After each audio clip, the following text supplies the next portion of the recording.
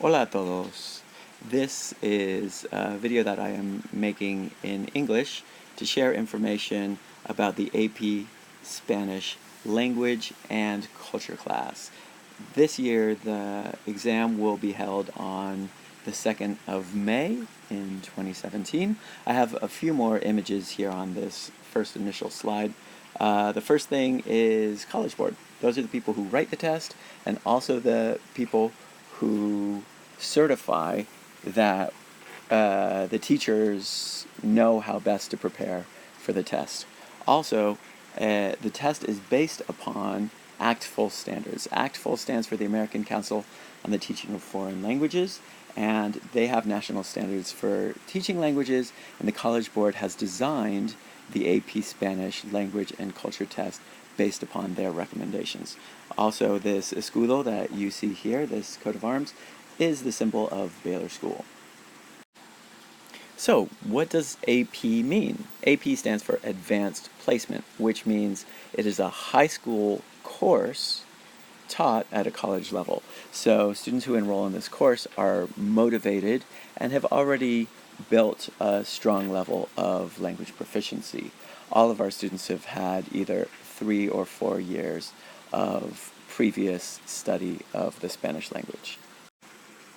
So, of course, our students are prepared for the class, and also teachers have to be prepared as well. I went to a summer institute, a week-long summer institute, to prepare for teaching this course, and also we had to go through an audit in which we agree to the curricular requirements of the College Board. The first 2 curricular requirements, which they consider the most important, is first that we use the target language and ask our students to do the same. And the second curricular requirement is that we use authentic sources of language in creating instructional materials. Authentic means it was designed by native speakers for an audience of native speakers.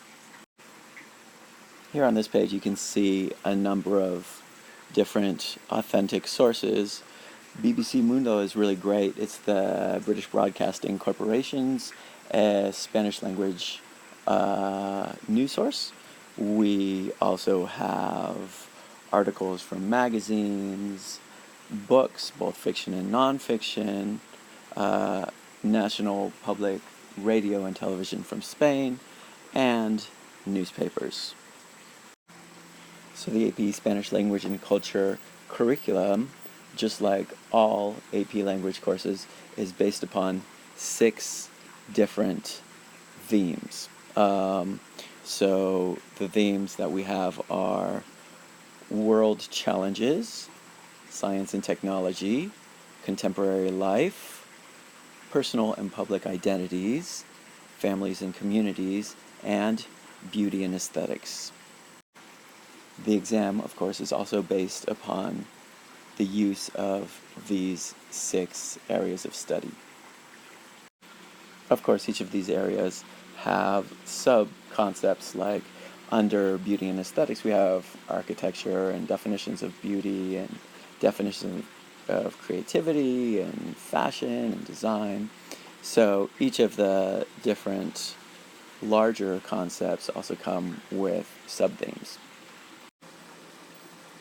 So this exam will take place in May. It'll take about 4 hours, and it has both multiple choice questions and free response questions. Free response questions will be graded in June, and the students should receive their scores in midsummer of 1 through 5. Okay, the first section is multiple choice, and it's largely interpretive, which means you should be able to listen and understand what you're listening to and read and interpret what you are reading. In the second section, you have free response, and you have to write 2 different things. One interpersonal, which means from person to person, so that will be an email, and one presentational, which is going to be in the form of a persuasive essay.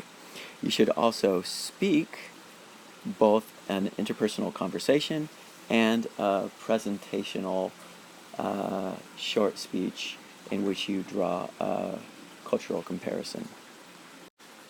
Okay, so this is how your 4 hours are divided up. First you have interpretive print texts, so you have to read and answer questions. That's about 40 minutes. Then you have print texts combined with audio, and then you have audio alone, and that will take about an hour. So that's about 2 hours and 50% of the value of the test. In the second section, which is free response, you will write an email. You have 15 minutes to do so. Then you will write a persuasive essay based upon 3 different prompts. One is an extended reading, one is a graph, and one is an audio that you have to respond to and synthesize. Then we have a conversation in which you will have a conversation with a recorded voice, and you will have 20 seconds for each response. You'll respond probably 5 or 6 times. And then you have a presentational speaking in which you draw a cultural comparison, and that's about 2 minutes long. Based upon how well you are able to demonstrate your ability to communicate and understand the language, you will be given a score between 1 and 5. 3 to 5 are considered passing. The good news is that there is a precedent for success at our school. Of the 39 students who took the exam last year, 35 got a score of 3 or higher. And if you work hard, I expect that you should do the same. I hope that you find this video useful, y nos vemos en clase.